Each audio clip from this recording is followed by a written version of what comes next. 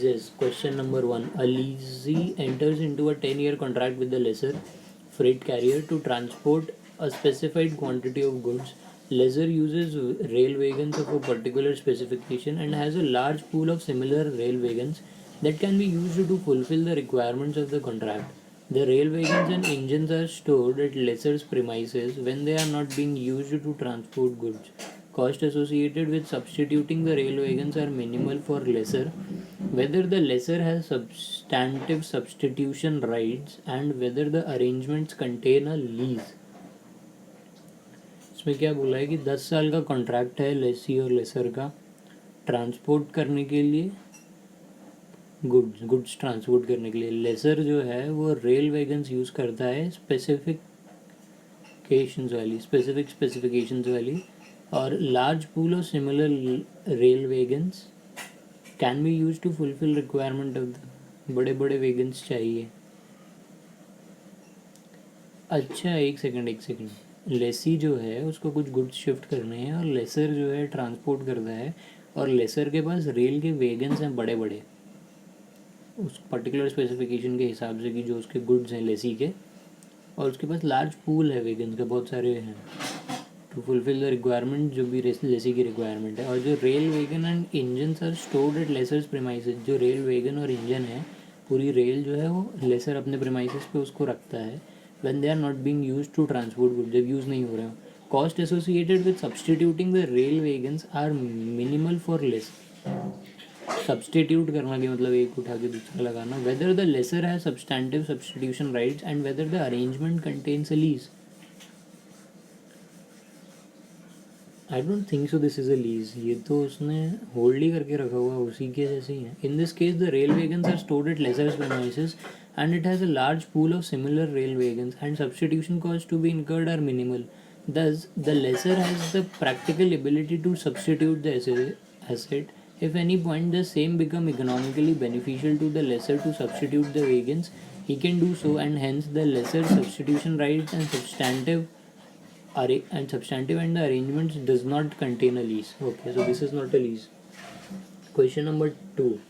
Customer M enters into a 20-year contract with energy supplier S to install, operate and maintain a solar plant for M's energy supply. M designed the solar plant before it was constructed. M hired experts in solar energy to assist in determining the location of the plant and engineering of the equipment to be used. M has the exclusive right to receive and the obligation to take any energy produced. Whether it can be established that M is having the right to control the use of identified assets. Whether it can be established that M is having the right of control the use of identified assets. I think yes, M has the right to control.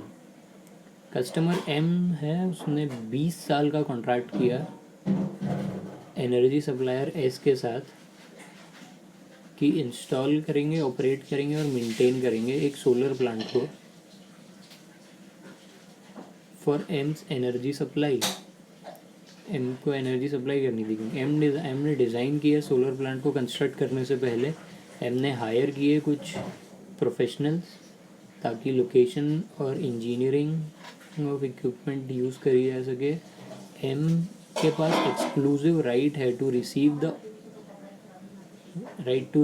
And obligation to take any energy produced. पूरा right M के पास है. Whether it can be establish that M is having the right to control the use of identified assets. हाँ ये तो है इसमें मतलब इसके पास right to control the identified assets है. In this case the nature of the solar plant is such that all of the decisions about how and for what purpose the asset is used are predetermined.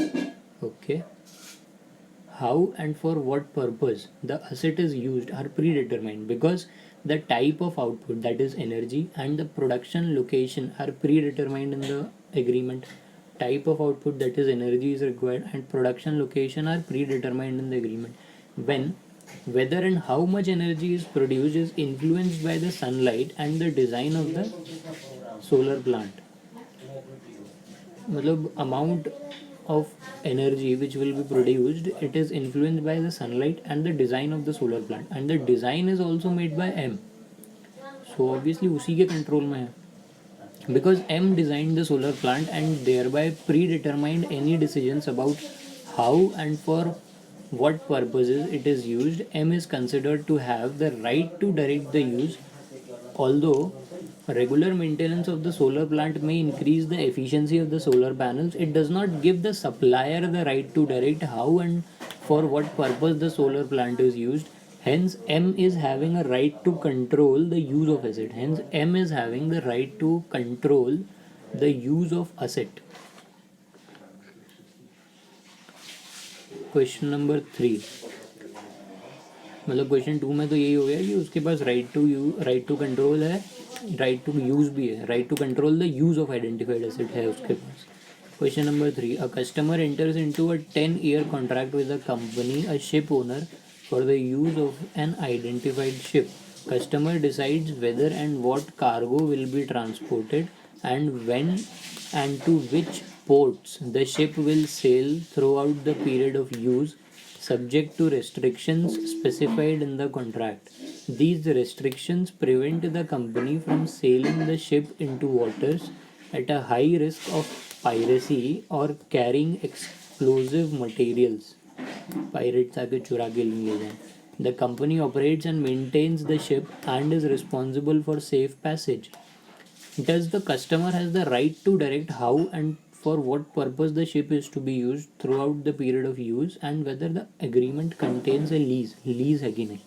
एक customer enter हुआ 10 year के contract में एक company के साथ, जो company ship owner है, for the use of an identified ship. एक शिप ले ली कस्टमर ने डिसाइड किया whether and what cargo will be transported, कौन सा कार्गो और कहाँ कितना कार्गो जाएगा, ट्रांसपोर्ट होगा, कब होगा, कौन से पोर्ट पे जाएगा, किस रूट से जाएगी शिप, पीरियड ऑफ यूसेज कितना है, subject of restriction specified in the contract, सब स्पेसिफाइड है.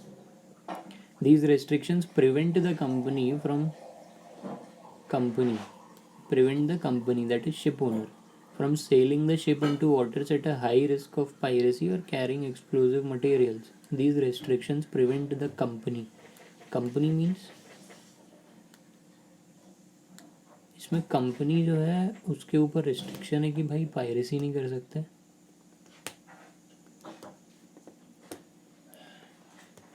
एक कस्टमर एंटर हुआ 10 साल के लिए, कस्टमर ने डिसाइड किया कौन सा कार्गो जाएगा और जो शिप ओनर है शिप वही चलाएगा. तो दीज रिस्ट्रिक्शंस जो हैं इनसे ये हाई रिस्क में नहीं ले जा सकता, एक्सप्लोजिव्स कैरी नहीं कर सकता, उसमें कंपनी जो है ऑपरेट और मेंटेन करेगी शिप को और सेफ पैसेज के लिए भी रिस्पॉन्सिबल है. Does the customer has the right to direct how and for what purpose the ship is to be use. हाँ ये तो लिखा हुआ है. Throughout the period of use and whether the arrangement contains a lease. हाँ ये lease है, क्योंकि क्या है कि शिप कंपनी की है और कस्टमर एक फिक्स्ड टाइम पीरियड के लिए उसे ले रहा है 10 साल के लिए, और जो भी मेंटेन करना है ऑपरेट करना है वो कंपनी करेगी और ये पेमेंट करेगा कस्टमर. और उसने कुछ रिस्ट्रिक्शंस रख दी कि भाई अब अपनी मतलब एक्सप्लोजिव्स कैरी नहीं कर सकते, हाई रिस्क एरिया में नहीं ले जा सकते, और जो रिस्पॉन्सिबिलिटी है वो भी कंपनी की ही है. तो ये कंपनी के लिए लीज है. आंसर नंबर 3 चेक करते हैं. The customer has the right to direct. Customer के पास राइट टू डायरेक्ट है use of ship because the contractual restrictions are merely protective rights and that protect the company's investment in the ship and its personnel. In the scope of its right of use, the customer determines how and for what purpose the ship is used throughout the 10-year period because it decides whether, where and when the ship sails as well as the cargo that it will transport. The customer has the right to change these decisions throughout the period of use and hence the contract contains a lease. The customer has the right to change these decisions throughout the period of use and hence the contract contains a lease. Throughout the period of use वो उसको change कर सकता है या same रहने दे सकता है, depend करता है उस पर. तो इट इज़ अ लीज. सही है.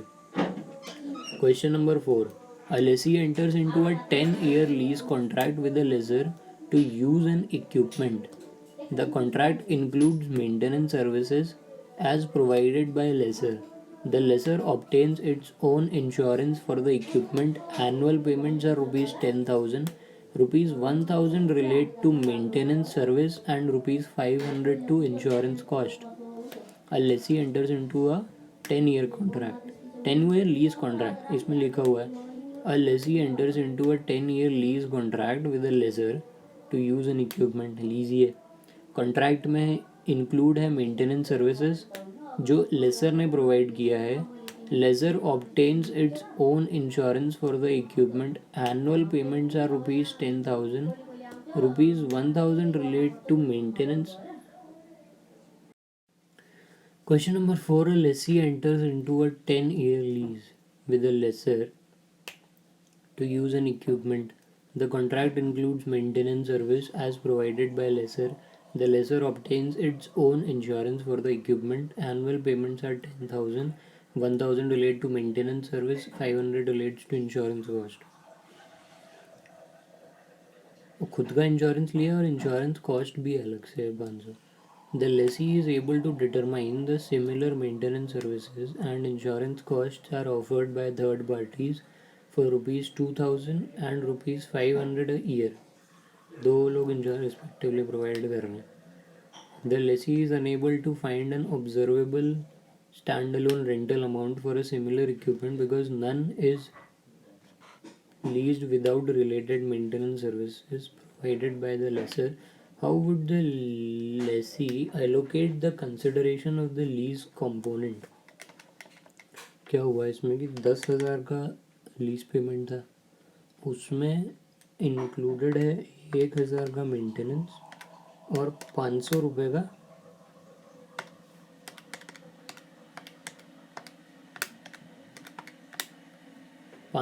इंश्योरेंस. तो 8,500 हो गया. और Lesi is able to determine the similar maintenance services and insurance costs are offered by third parties.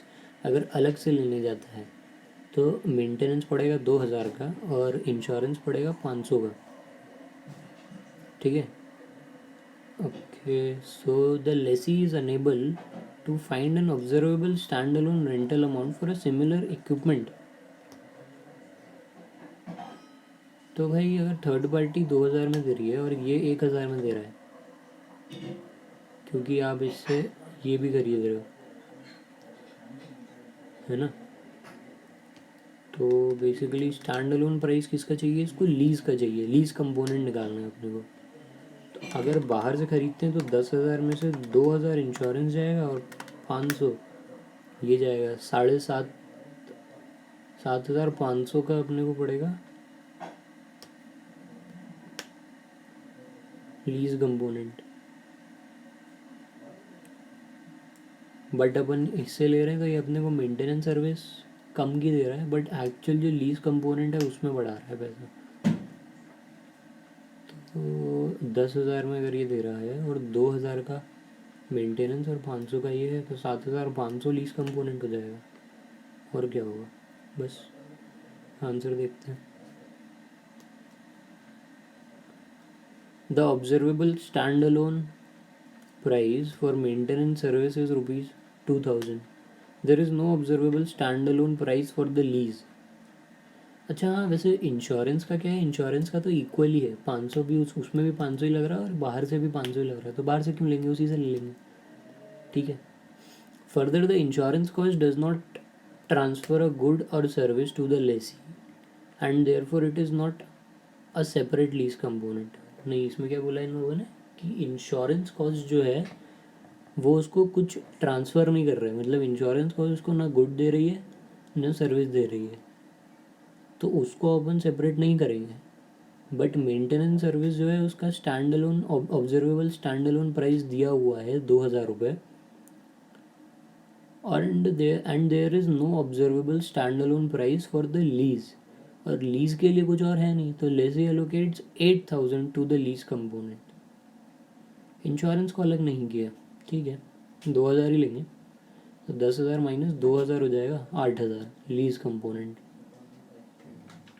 और insurance cost is not a separate lease component because it could not transfer a good और because the insurance cost does not transfer a good or service to the lessee.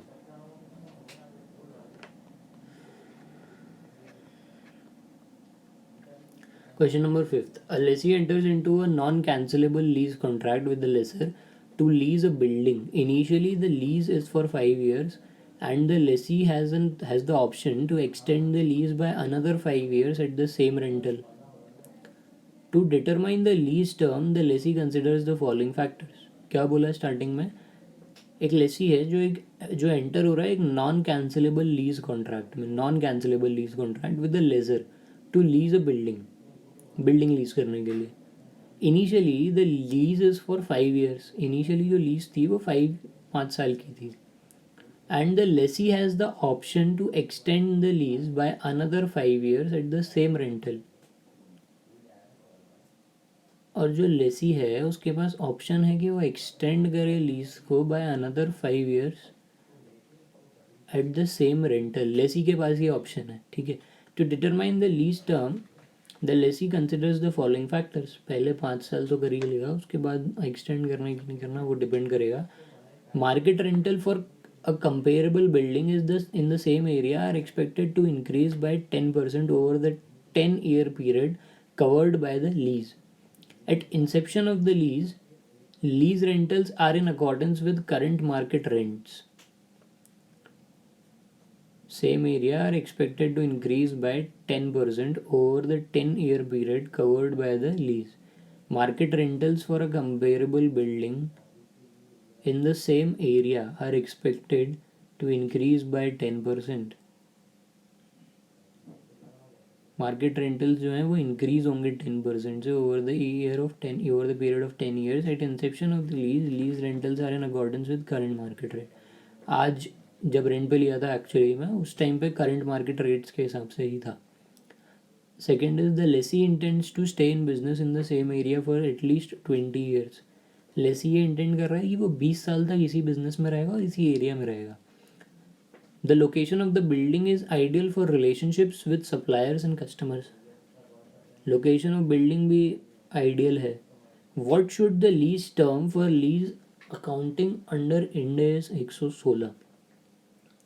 Basically 5 साल तो अभी लिए ही और extend और 5 साल तक कर सकते हैं. और बाकी at least he is having an eye sight of 20 years to run the business.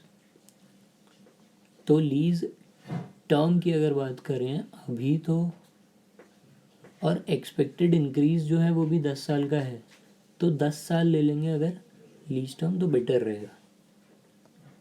5 साल का तो कॉन्ट्रैक्ट कर लिया है,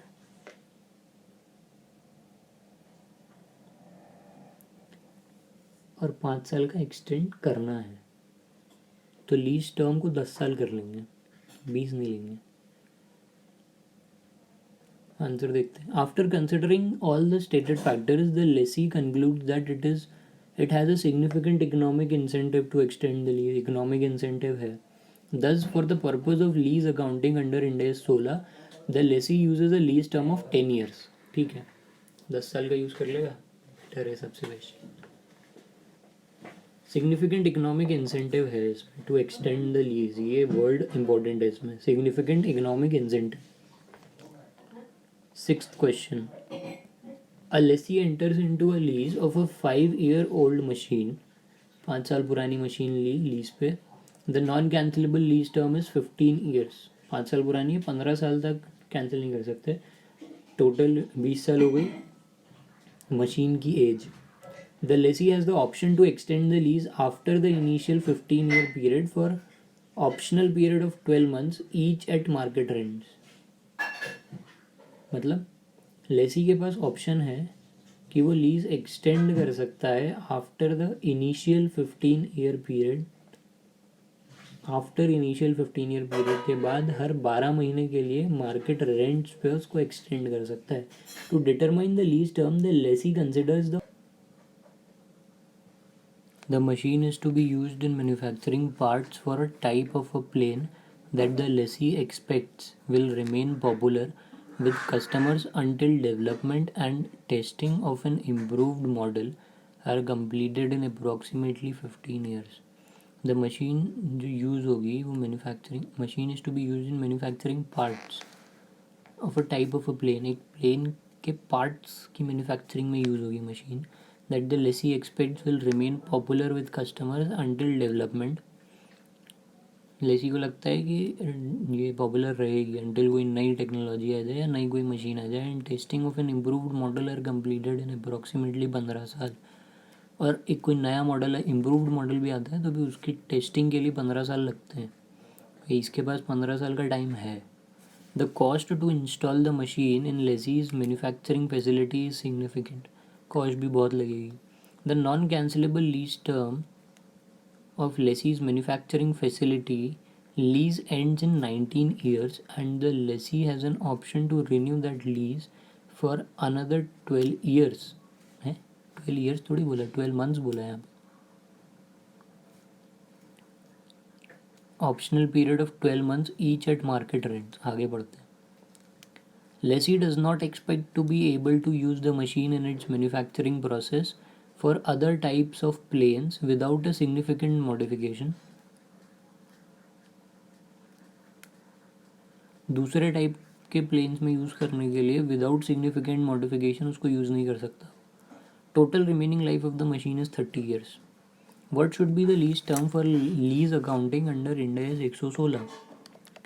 देखो क्या है, 30 ईयर्स टोटल मशीन की इकोनॉमिक लाइफ है, और उसमें से 5 साल ख़त्म हो चुके हैं, 25 साल बचे।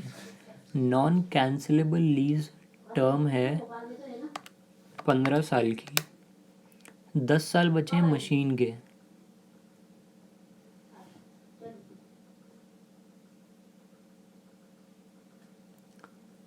Extends the lease after the initial 15-year period for optional periods of 12 months, each at market rents. To determine the lease term, the lessee considers the following factors. एक मॉडल को टेस्ट करने में 15 साल लगते हैं, उसके बाद नॉन कैंसिलेबल लीज टर्म है वो 19 साल की हो गई। ये कहाँ से, ये वाला पॉइंट समझ में नहीं आ रहा। The non cancellable lease term is 15 years, ऊपर लिखा हुआ था, नीचे लिखा हुआ है the non cancellable term of lessee's manufacturing facility. अच्छा, जो लेसी की मैन्युफैक्चरिंग फैसिलिटी है उसका लीज 19 ईयर्स है, और ये जो अभी ले रहा है ये 15 साल के लिए ले रहा है, और 12 महीने के लिए इसको एक्सटेंड कर सकता है अप टू 4 साल और। ठीक है, और उसके बाद भी इसके पास ऑप्शन है कि ये 12 साल 19 साल के बाद एक्सटेंड कर ले मैन्युफैक्चरिंग फैसिलिटी को। मशीन की बात नहीं हो रही है, मैन्युफैक्चरिंग फैसिलिटी की बात हो रही है। ठीक है, नेक्स्ट में लिखा है lessee does not expect to able to use the machine in its manufacturing process or other type of plants without significant modification. तो देखो 19 साल पे भी जाता है अगर ये, तो भी दूसरे प्लेन में तो यूज़ कर नहीं पाएगा, और दूसरे प्लेन में अगर 15 साल बाद नई कोई डेवलप्ड मशीन आ गई तो भले ही मैन्युफैक्चरिंग फैसिलिटी 19 साल की हो, मशीन तो ऑब्सलीट हो जाएगी। तो 15 साल का पीरियड है तो इसमें लीज टर्म भी 15 साल ही लेना चाहिए अपने को। भले ही आपकी मैन्युफैक्चरिंग फैसिलिटी आप 19 + 12 भी कर दो तो वो 31 चली जाएगी, और इसकी लाइफ भी 30 साल है, बट अप्रॉक्सीमेट 15 साल लगता है नए मॉडल आने में। तो 15 साल के बाद आप वैसे भी रिन्यू कर सकते हो 12 महीने के लिए। तो अभी जो लीज टर्म अपन पकड़ के चलेंगे इंडेक्स 116 के हिसाब से, वो पकड़ेंगे 15 साल का। दैट्स इट मेरे हिसाब से। अभी आंसर चेक कर, क्या कंक्लूजन दिया है, consist of 15 year non cancellable period only. चलो आंसर तो सही है। अब एग्जैक्ट वर्ड्स क्या लिखें, the lessee notes that the term of the optional renewal provide no economic incentive. जो ऑप्शनल रिन्यूअल है उसमें कोई इकोनॉमिक इंसेंटिव नहीं है, and the cost to install is significant. Cost भी सिग्निफिकेंट है, बहुत ज़्यादा कॉस्ट लगती है इंस्टॉल करने में, और एक बार इंस्टॉल कर लिया तो फिर 15 साल के लिए अटक गए। The lessee has no incentive to make significant modifications to the machine after the initial 15-year period. Therefore, the lessee does not expect to have a business purpose for using the machine after non-cancelable lease term of 15 years. Thus, the lessee concludes that the lease term consists of 15-year non-cancellable period only. Correct. Question number 7. A company leases a manufacturing facility. The lease payments depend on the number of operating hours of the manufacturing facility. That is, the lessee has to pay 2000 rupees per hour of use. The annual minimal payment is 2 crore rupees. Annual minimum payment is 2 crore rupees. The expected usage per year is 20,000 hours. Whether the said payment be included in the calculation of lease liability under Ind AS 116. Company ने lease किया एक manufacturing facility को. Lease payment depend करेगा number of operating hours में manufacturing facility के, और लेसी को पे करना है 2000 रुपये पर घंटा, और 2000 रुपये पर घंटे के हिसाब से total expected usage per year is 20,000 hours, तो हो रहा है 4 करोड़ रुपये, और एनुअल मिनिमम पेमेंट है 2 करोड़ रुपये का. मतलब 2 करोड़ रुपये तो आपको देना ही है. उसके ऊपर जितना यूज़ करोगे उसमें 2000 रुपये हर घंटे के हिसाब से जुड़ जाएंगे, और कंपनी ने लीज़ किया हुआ है. तो what whether the said payment be included in the calculation of lease liability. Said payments मतलब the lease payments depend on the number of operating hours. The lessee has to pay 2000 rupees per hour of use, और annual expected usage 20,000 है, और minimum 2 crore देना है. 4 करोड़ तक जा सकता है एक्सपेंस. तो what whether the said payment be included in the calculation of lease liability under Ind AS 116. Lease liability कितने से बुक करेंगे? लीज लाइबिलिटी यार 2 करोड़ से बुक करनी पड़ेगी, क्योंकि इसका और कुछ एक्सपेक्टेशन तो दिया नहीं है कि, मतलब ये तो एक्सपेक्टेड यूसेज है कि 20,000 घंटे यूज़ कर लेंगे, बट 2 करोड़ मिनिमम है. दो ये तो लगेगा ही, तो बुक कर ही दो. उसके ऊपर जो लगेगा वो जब लगेगा तब बुक कर देंगे.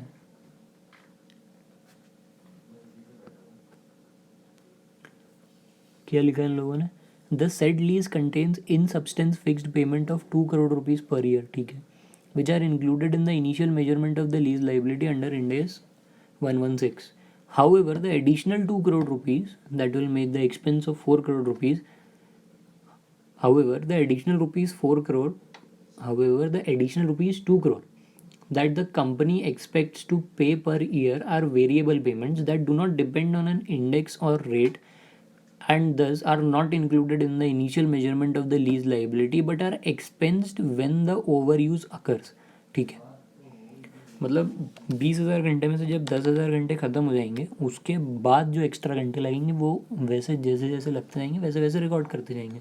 तो इनिशियली अपन लीज लाइबिलिटी बुक करेंगे 2 करोड़ रुपये से.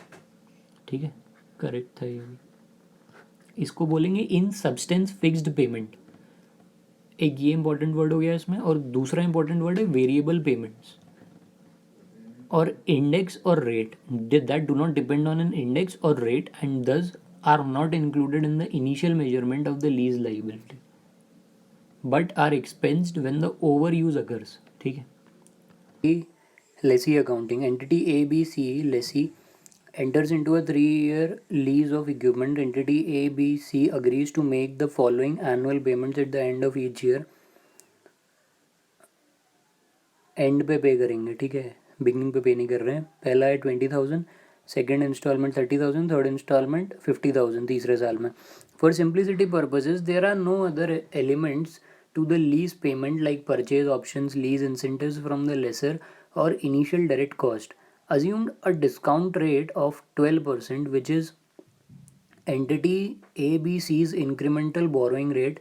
Because the interest rate implicit in the lease cannot be readily determined, entity ABC depreciates the ROU asset on a straight line basis over the lease term. How would entity ABC would account for the said lease under Ind AS 116?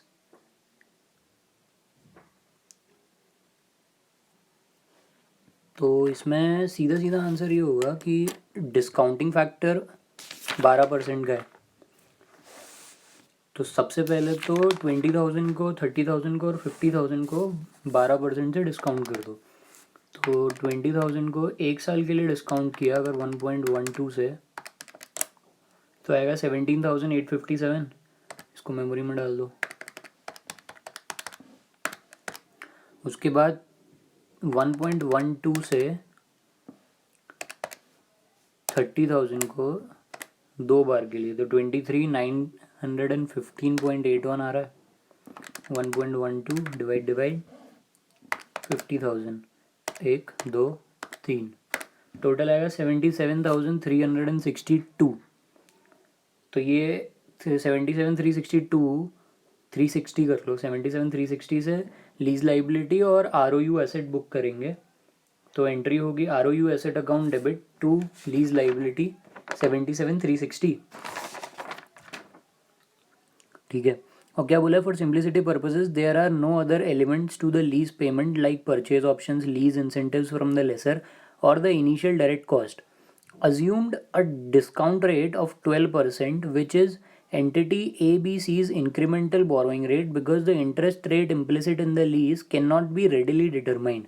Entity ABC depreciates the ROU on a straight line basis over the lease term, मतलब 3 साल में depreciate होगा 77,360, तो divide by 3, यह आएगा 25,787। तो हर साल 25,787 से डिप्रिशिएट करेंगे ROU एसेट को। बस सिंपल ही, और कुछ तो है नहीं इसमें। तो निकालना क्या है, मतलब एंट्री कैसे करनी है वो बताना होगा।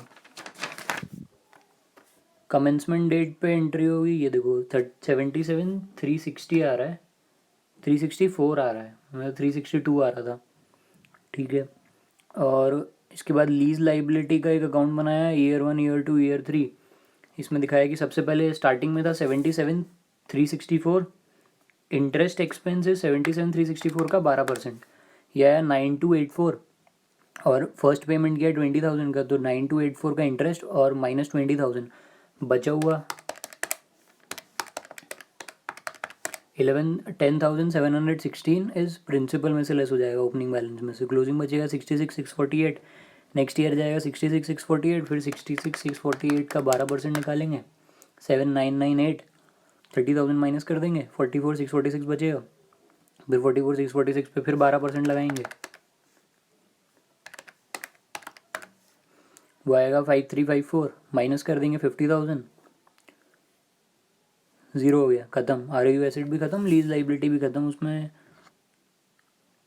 मतलब ये लाइबिलिटी ऐसे इंटरेस्ट से ख़त्म होगी और ROU एसेट डेप्रिसिएशन से ख़त्म होगा।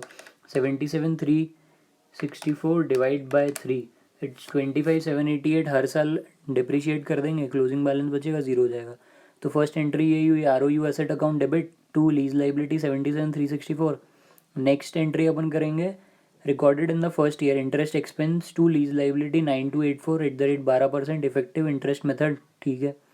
फिर नेक्स्ट एंट्री होगी depreciation expense to ROU asset, ROU asset कम होगा, और उसके बाद जो पेमेंट किया lease liability account debit to cash और बैंक।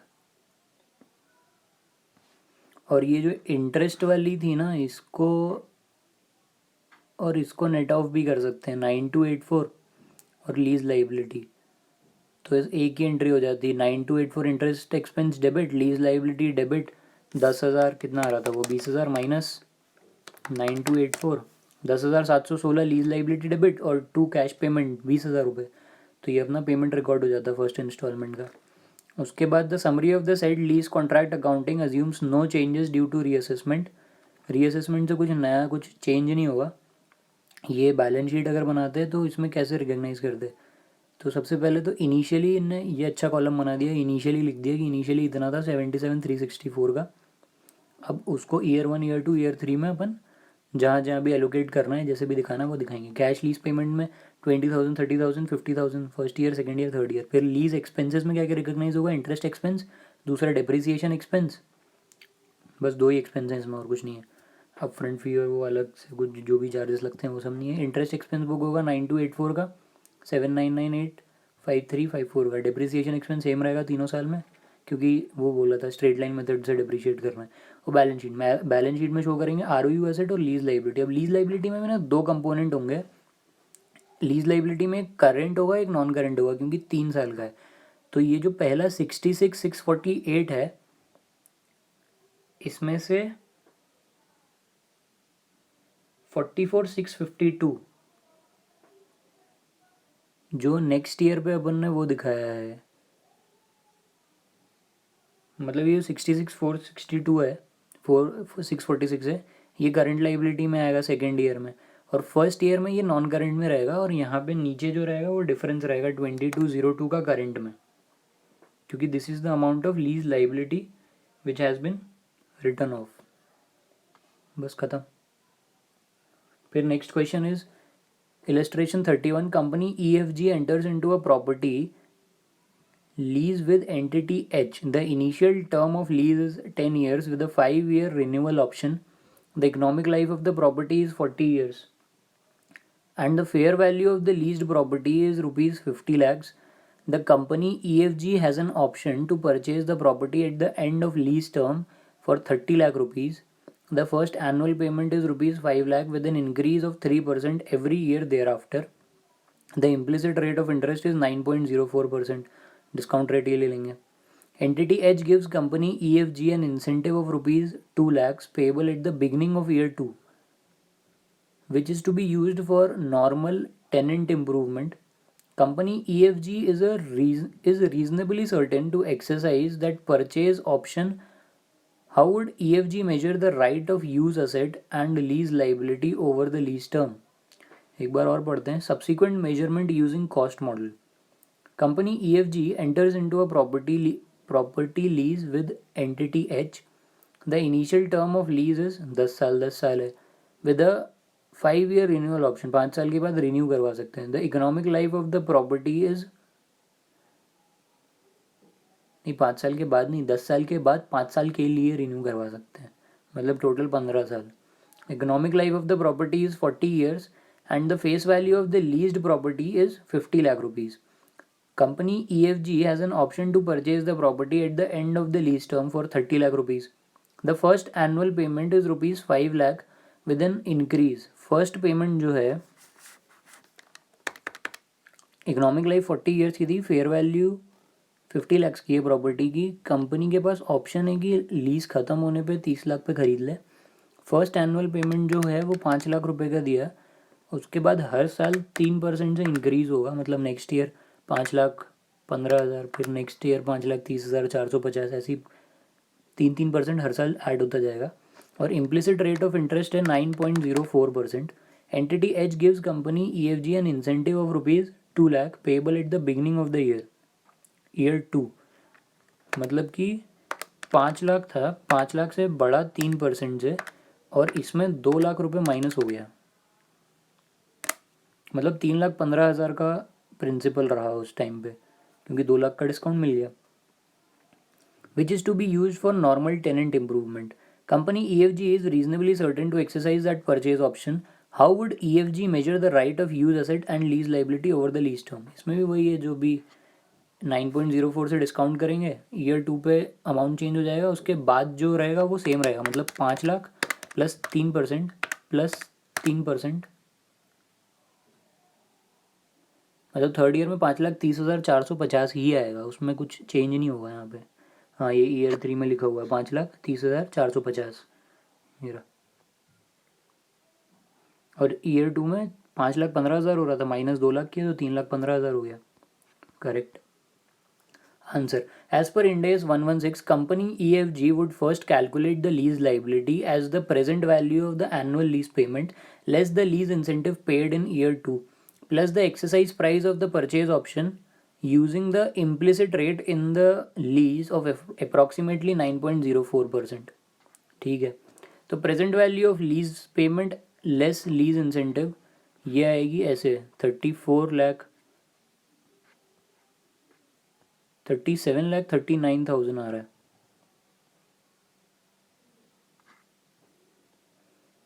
कैसे निकलेगा कि ईयर 1 में लेंगे 5 लाख, पेमेंट किया अपन ने 5 लाख, फिर 3,15,000, फिर 5,30,450, फिर ईयर 4 में 546, 364, ईयर 5 में 562, 754, ऐसे 10th ईयर तक निकाल लेंगे. उसके बाद principal to be paid at the beginning of the year लिखा हुआ है, तो फर्स्ट ईयर में जो 5 लाख दिया वो बिगनिंग में दिया, तो उसमें कुछ इंटरेस्ट कंपोनेंट तो होगा नहीं, तो 5 लाख पूरा प्रिंसिपल में से माइनस होगा। नेक्स्ट उसके बाद क्या होगा, 5 लाख माइनस हो गया पूरा इंटरेस्ट में से, तो 50 लाख था लोन, उसमें से 5 लाख माइनस किया, कितना बचा 45 लैक्स।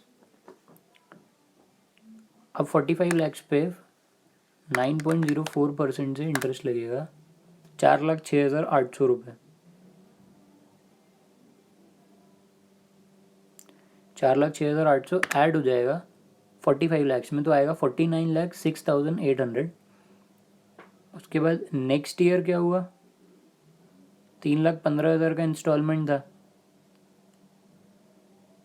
और इंटरेस्ट अपन कैलकुलेट कर चुके हैं ऑलरेडी 4,06,800 का, जो नेक्स्ट ईयर पे ऐड होगा,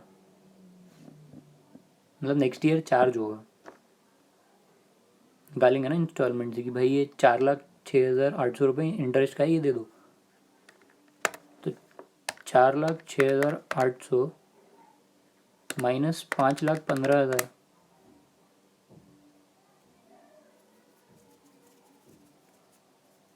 और इसमें ऐड कर देंगे 2 लाख रुपए, तो बचेगा 91,800।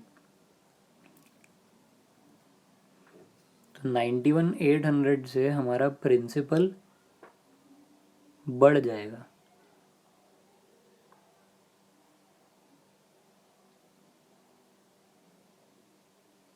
जिसकी वजह से नेक्स्ट ईयर इंटरेस्ट ज़्यादा लगेगा।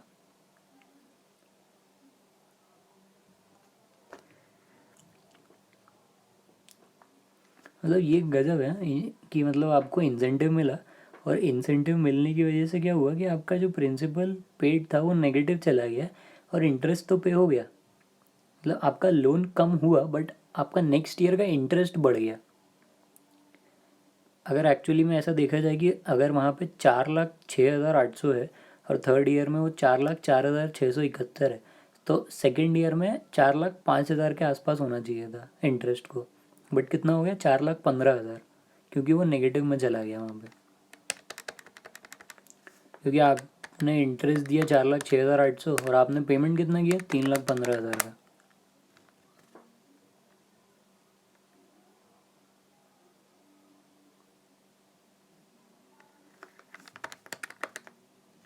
$3,15,000 माइनस 4,06,800, 91,800।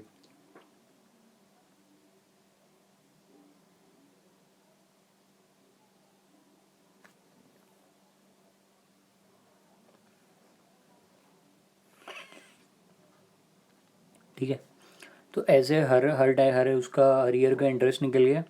अभी नाइन्थ वाले ईयर 9 पे चलते हैं अपन। यहाँ पे आया 34,03,174, 34,03,174।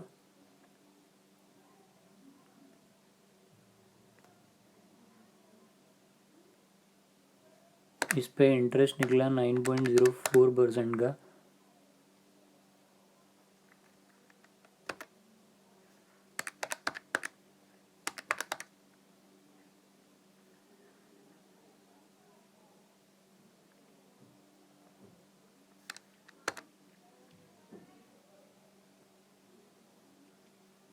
नाइन्थ ईयर वाले को पकड़ने के लिए फिर 8th ईयर पे जाना पड़ेगा। 37,54,418 इंटू 9.04,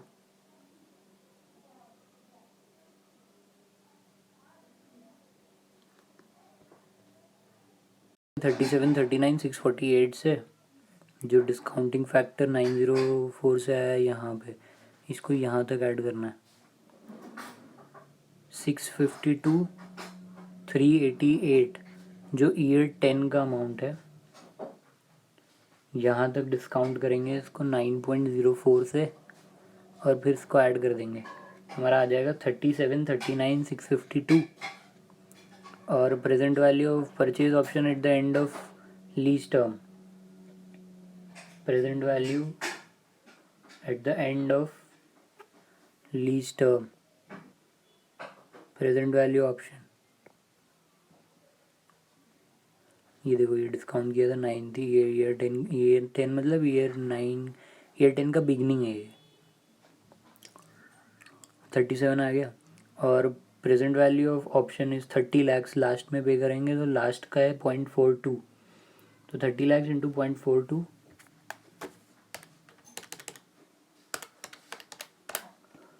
यह है 12,60,000।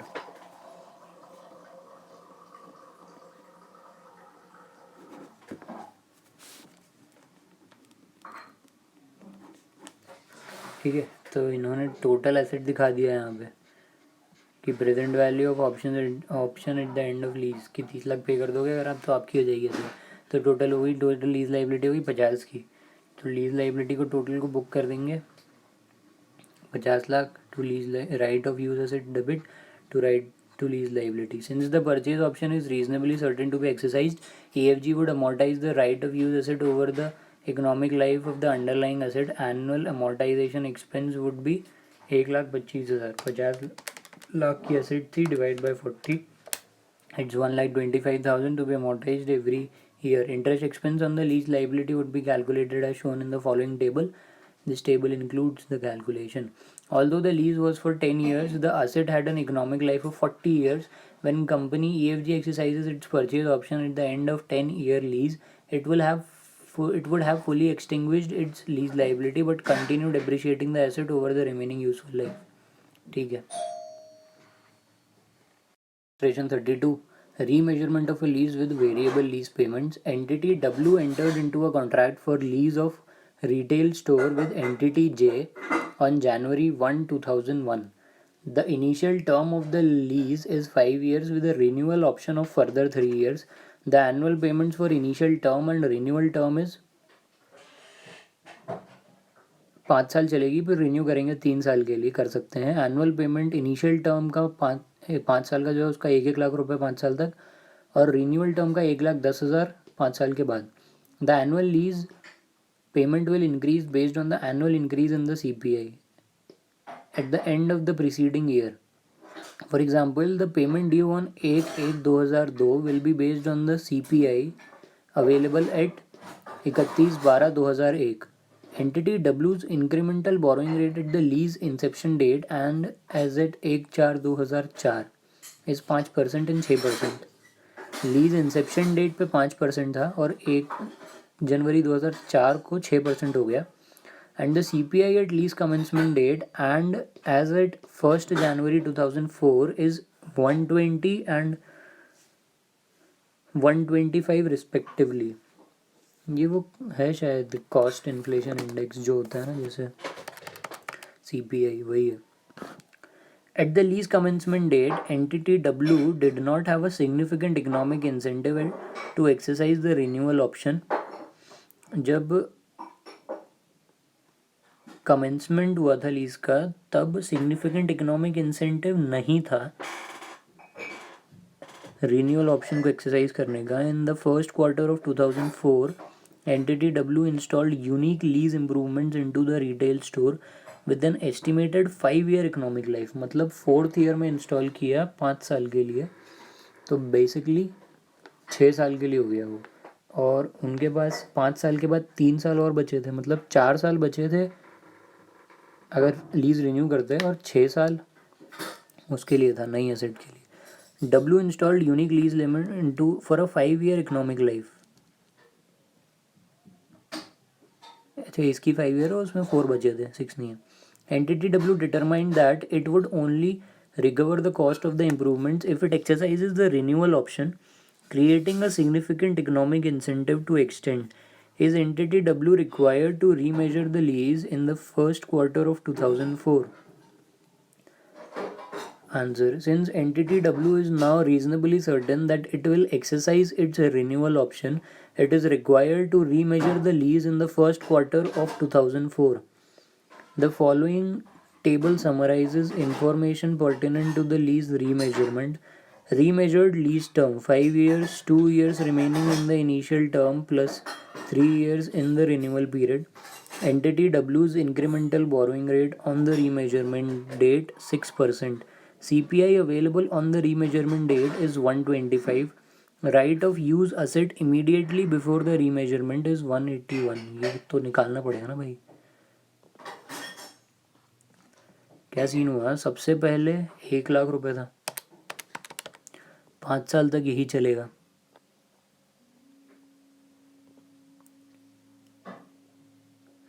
To remeasure the lease liability, entity W would first calculate the present value of the future lease payments for the new lease term using the updated discount rate of 6%. Since entity W is now reasonably certain that it will exercise its renewal option, it is required to remeasure the lease in the first quarter of 2004. First quarter of 2004 मतलब कि first, second और third year complete हो गया। जो 5 साल था starting का, उसमें से 3 साल ख़त्म हो गए, दो साल रिमेनिंग है। उसमें क्या हुआ कि चेंज हो गया वो, मतलब रीमेजर करना पड़ रहा है अपने को। और रीमेजरमेंट पे क्या है कि इंटरेस्ट रेट भी अलग दिया हुआ है, एक 2004 से 6% दिया हुआ है, और एक 2004 पे CPI भी चेंज हो गया, 120 से 125 हो गया वो। ठीक है, अब यहाँ पे क्या होगा कि ये 4th 5th 6th 7th 8th year का दिया हुआ है लीज पेमेंट, इसको बाद में कैलकुलेट करेंगे। पहले क्या करेंगे, सबसे पहले स्टार्ट करेंगे कि फर्स्ट ईयर में कितना जा रहा था लीज पेमेंट, 1,00,000 रुपये 1,00,000 रुपये 1,00,000 रुपये 5 साल तक निकालेंगे, और उसको 5% से डिस्काउंट करेंगे, क्योंकि पहला जो इनिशियल रेट दिया हुआ था वो 5% का दिया था। तो लीज लाइबिलिटी उससे कैलकुलेट करेंगे 5% से डिस्काउंट करके 1,00,000 को 5 साल तक, तो आएगा 554,600। मेरा आ रहा है 532,947, वो राउंड ऑफ की वजह से डिफरेंस है। नहीं, राउंड ऑफ की वजह से डिफरेंस नहीं है। अरे एक्चुअली मैंने क्या किया कि मैंने फर्स्ट ईयर का एंड ले लिया और इन लोगों ने फर्स्ट ईयर का बिगनिंग लिया हुआ है, इसकी वजह से भी पूरा आंसर चेंज हो जाता है। The annual payment for initial and renewal term is 1,00,000 respectively. Annual lease payment will increase on the basis of CPI। और देख, कहीं पे भी नहीं लिखा कि उसमें पेमेंट होगा, मतलब नहीं है, यहाँ से आपको वो लेना पड़ेगा,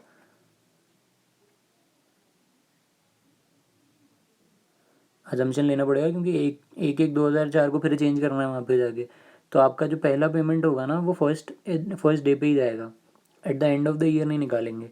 तो ये जो मैंने निकाला ये थोड़ा सा गलत आ गया, उसको इनिशियली निकालेंगे तो फर्स्ट को डिस्काउंट करेंगे तो उसका डिस्काउंटिंग फैक्टर तो 1 ही रहेगा, फिर सेकेंड ईयर से फर्स्ट ईयर चालू होगा बेसिकली।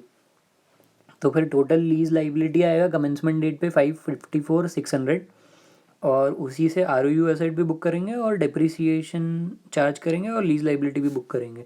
तो जो 54,600 आया, इसको 5 साल में अपने को डिप्रिशिएट करना है अभी, तो डिवाइड बाय 5 करेंगे और पर ईयर 90,920 रुपीज़ डिप्रिसिएशन में जाएगा 5 साल तक।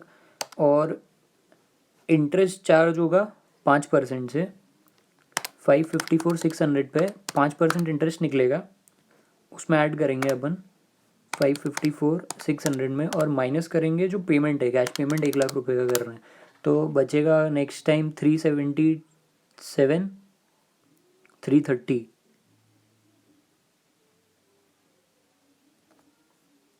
एक सेकंड, सॉरी, इसमें अब क्या हुआ है कि 1,00,000 रुपये पहले ही पे हो गया। ये हमेशा ना, ये भाई इतनी छोटी छोटी मिस्टेक्स होती हैं कि ये देख के चलनी पड़ती हैं कि 554,600 का तो आपने लीज लाइबिलिटी निकाल लिया, बट क्या हुआ कि पहले ही 1,00,000 रुपये पे हो गया जो पूरा प्रिंसिपल में से माइनस हुआ है, क्योंकि वो फर्स्ट ईयर के स्टार्टिंग में से हुआ है। तो 354,600 बचेगा, और 354,600 का फिर 5% निकालेंगे जो आएगा 17,730, उसको ऐड करेंगे 354,600 में, और माइनस करेंगे एक, माइनस हो चुका है, तो क्लोजिंग बैलेंस बचेगा 372,330 का। इंटरेस्ट ऐड होगा और इंटरेस्ट से पहले ही 1,00,000 रुपये माइनस हो जाएगा। ठीक है, और क्लोजिंग बैलेंस बचेगा फिर लीज लाइबिलिटी का 372,330। फिर नेक्स्ट टाइम 372,330 पे अब इनिशियली पेमेंट हो रहा है, इसमें 1,00,000 माइनस किया, फिर 5% इंटरेस्ट लगाया, तो 13,617 रुपये आया। अब ये माइनस होगा 272,300 में से,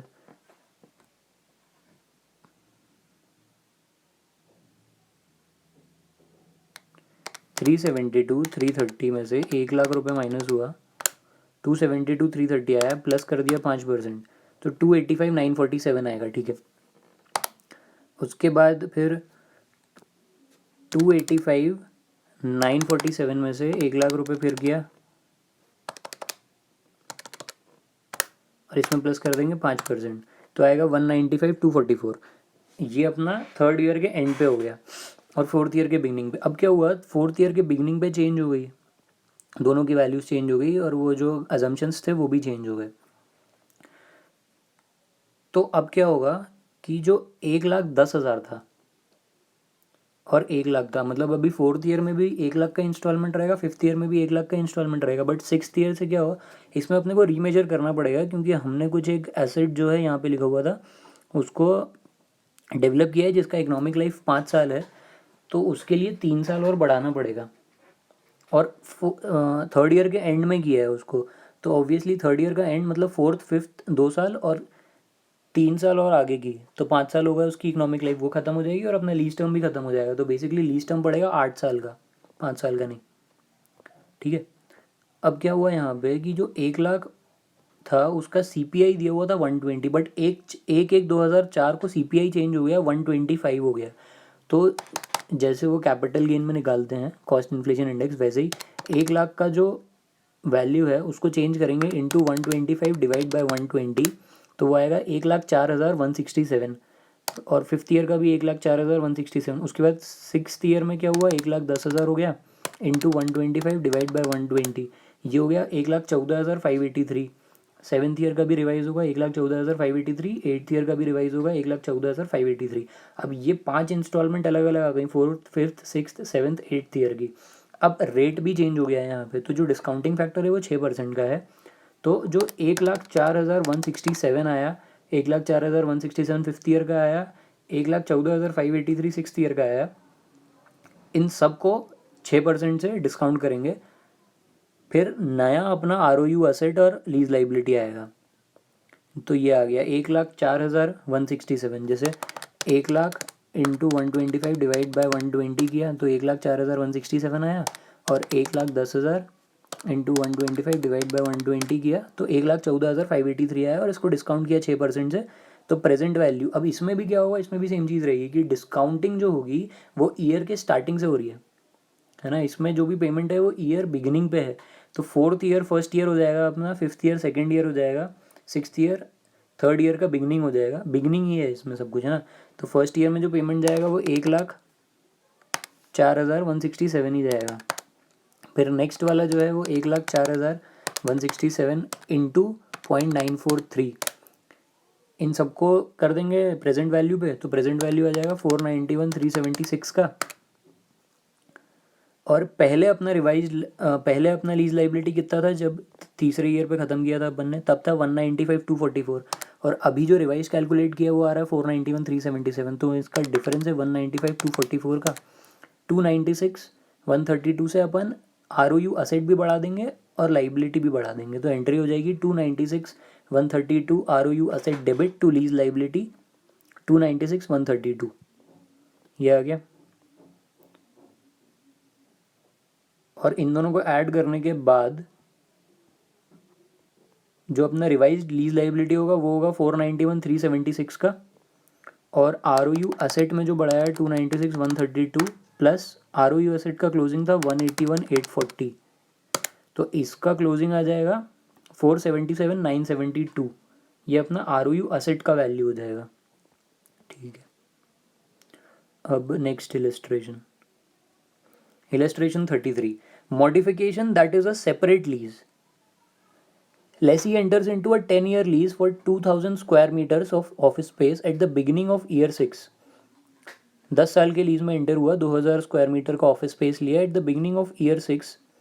बिगनिंग, हाँ अब ये चीज़ बहुत ध्यान से करना कि बिगनिंग है कि एंड है। सिक्स्थ ईयर का बिगनिंग है, मतलब 5 साल हो चुके हैं, 5 साल बचे। Lessee and lessor agree to amend the original lease for the remaining 5 years to include an additional 3,000 square metre, मतलब पहले 2,000 था तो अब एडिशनल 3,000, मतलब total 5,000 square metre of office हो जाएगा in the same building. The additional space is made available for use by lessee at the end of the second quarter of year 6। Second quarter मतलब first quarter में use नहीं हुआ year 6 के, second quarter से, और वो भी eight the end of the second quarter, मतलब हाफ ईयर निकल चुका है उसके बाद थर्ड और फोर्थ क्वार्टर में यूज़ होगा। The increase in total consideration for the lease is commensurate with the current market rate for the new 3,000 square meters of office space, okay, adjusted for the discount that lessee receives reflecting that lessor does not incur cost that it would otherwise have incurred if leasing the same space to a new tenant. For example, marketing cost. How should the said modification be accounted for? इसमें क्या हुआ कि 2000 square metre का पुराना office था और 3000 square metre का नया लिया। अब क्या हुआ कि ये पूरा टोटली डिफरेंट है, मतलब ठीक है पहले 10 साल का था, बट अब 3000 एक्स्ट्रा ले रहे हो और उसका जो रेट है वो करंट मार्केट रेट से कमेंसरेट है, मतलब अभी जो करंट मार्केट रेट चल रहा है उसी पे चलेगा एडिशनल के लिए, बट जो एग्जिस्टिंग 2000 है उसका तो जो पुराना रेट तय किया अपन ने वही चलेगा। तो यहाँ पे क्या हो रहा है कि दो अलग अलग लीज बन रहे हैं, तो ये सेपरेट लीज का कॉन्सेप्ट है।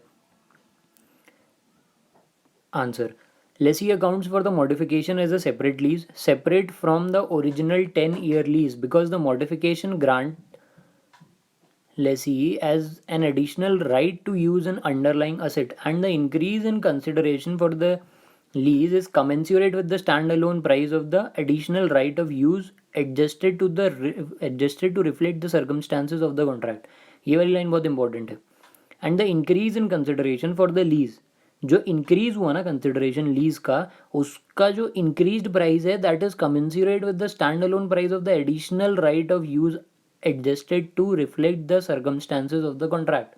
मतलब अगर आप 3000 अलग से भी लेते तो भी आपका उतना ही आता रेंट जितना बड़ा है आपका, तो उसको अलग से भी रिकॉग्नाइज कर सकते हैं। Accordingly at the commencement date of the new lease at the end of the second quarter of year 6, lessee recognizes a ROU asset and a lease liability relating to the lease of the additional 3000 square meters of office space.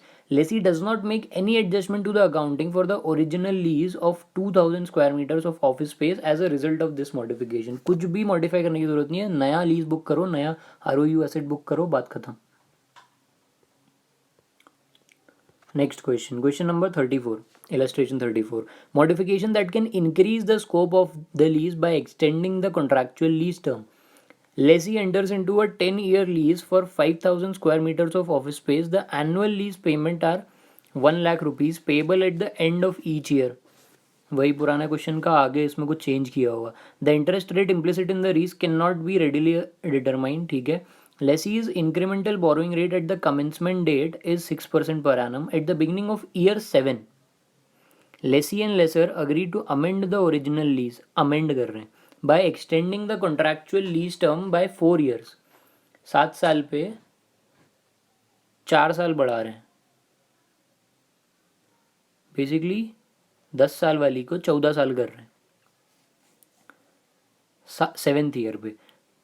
The annual lease payment are unchanged, that is rupees 1 lakh payable at the end of each year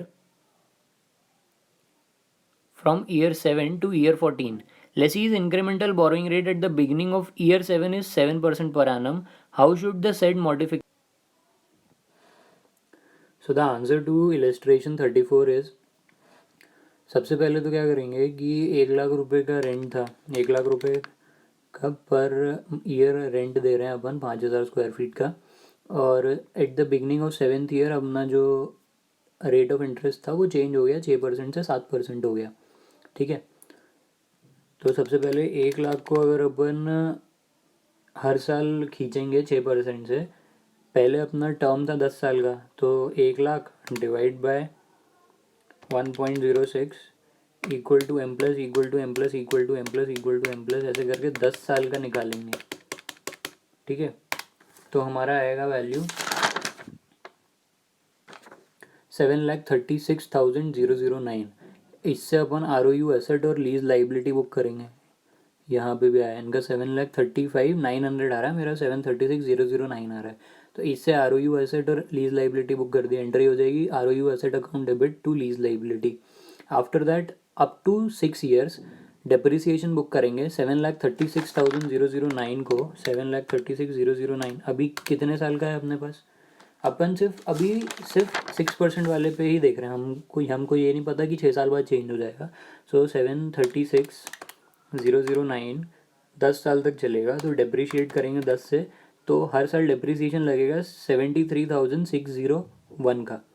तो ये 6 साल तक depreciate करेंगे। 6 साल तक depreciate करने के बाद eight the end of 6th year and at the beginning of 7th year, जो वैल्यू होगा आर ओ यू एसेट का वो हो जाएगा 294,403।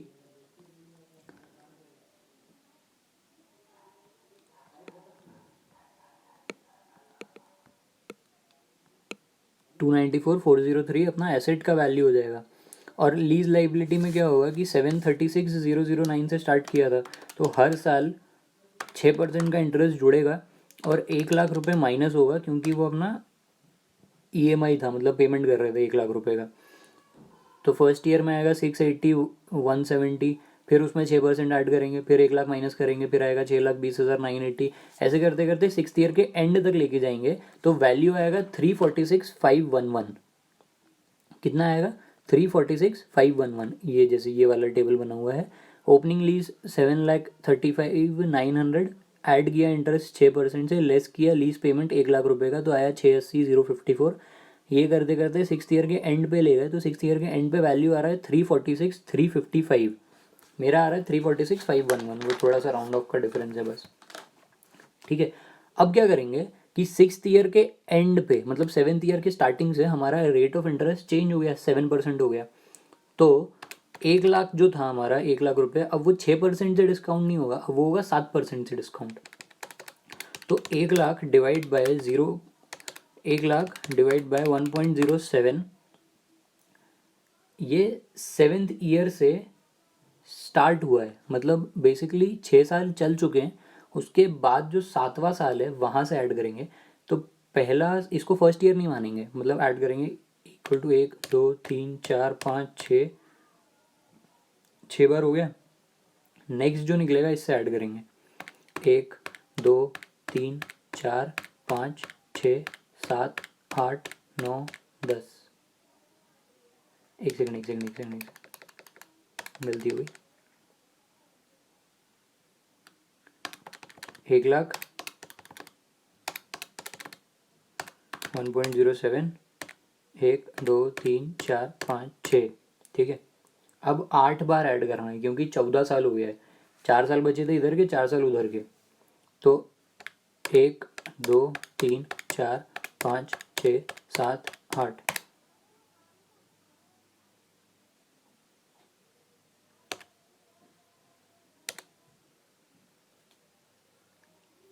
तो वैल्यू आएगा 597,130 का। ठीक है, 7 के हिसाब से 597,130 आ जाएगा। और उसके बाद ये जो है 597,130, 597,130 को क्या करेंगे कि ये रिवाइज लीज लाइबिलिटी हो गया अपना। और अभी एग्जैक्ट कितना था लीज लाइबिलिटी का अमाउंट? 346,355 माइनस कर देंगे 597,130 से, तो डिफरेंस आएगा 2,50,775 का। तो इससे अपना आर ओ यू असेट बढ़ेगा और इसी अमाउंट से लीज लाइबिलिटी भी बढ़ेगा। तो फिर से एक और एंट्री हो जाएगा, R O U asset debit to lease liability 2,50,619 और 775। फिर उसके बाद अब ये जो वैल्यू आया हमारे हाथ में, आर ओ यू एसेट का हो गया value, revised R O U हो गया 545,022।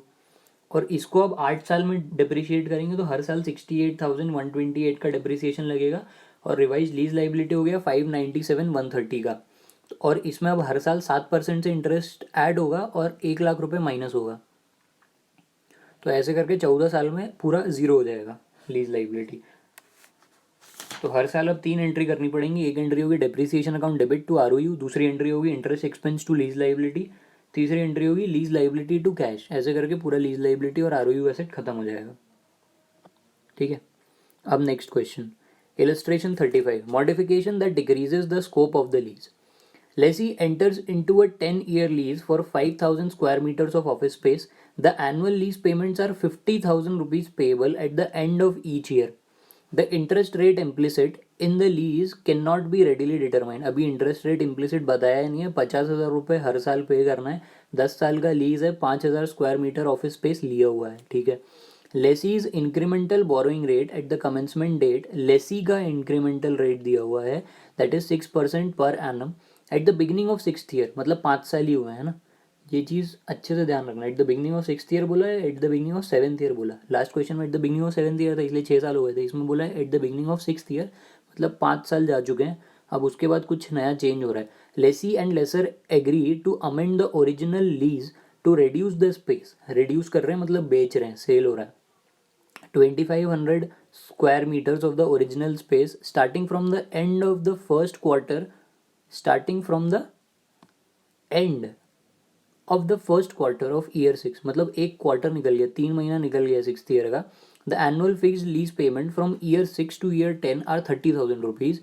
Lessee's incremental borrowing rate at the beginning of year 6 is 5%. अब देखो क्या, हाँ ये सेल भी इसलिए भी हुआ क्योंकि 5,000 स्क्वायर मीटर था, आधा जो है हटा दिया, आधा हटा दिया तो 50,000 का रेंट था, आधा हटाते और इंक्रीमेंटल वो जो कमेंसुरेट रेट मार्केट रेट पे होता तो 50,000 का 25,000 होता. बट रेंट अभी कितना देना पड़ रहा है, 30,000. मतलब बेसिकली सेल ही किया है ये, तो ये सेलिंग का ही केस है. Then how should the said modification be accounted for. एक रेट है 6% का, उसके बाद 6 साल से 10 साल तक जो 5 साल हैं उसमें आपका 5% से लगेगा इंटरेस्ट. नाउ कैलकुलेशन करते हैं.